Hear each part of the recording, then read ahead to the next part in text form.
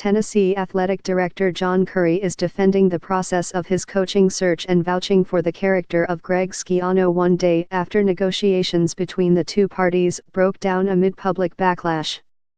Currie issued a statement Monday acknowledging that the Ohio State defensive coordinator was a leading candidate for the Volunteers coaching vacancy without explaining why the two sides parted ways.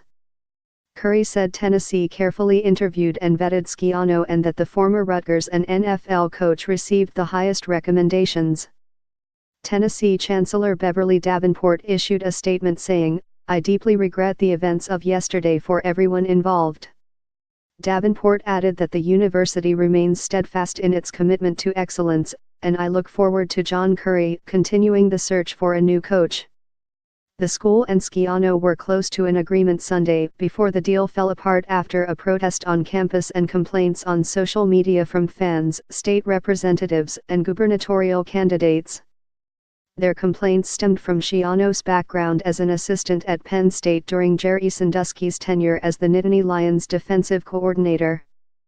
Sandusky is serving 30 to 60 years in prison for his conviction on 45 counts of sexual abuse.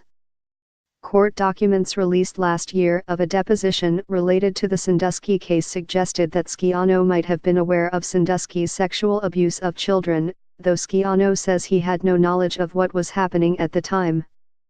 "We carefully interviewed and vetted him, as we do candidates for all positions," Currie said in his statement.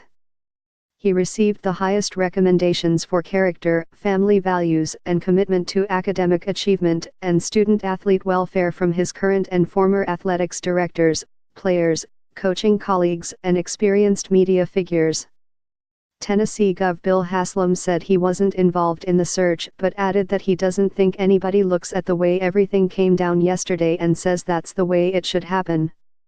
Schiano tweeted in 2016 that he never saw abuse or had any reason to suspect it while working at Penn State.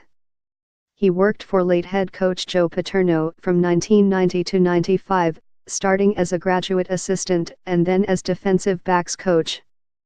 Anthony Labrano, a trustee at Penn State since 2012, said in statement Monday that Schiano had nothing to do with the Sandusky scandal.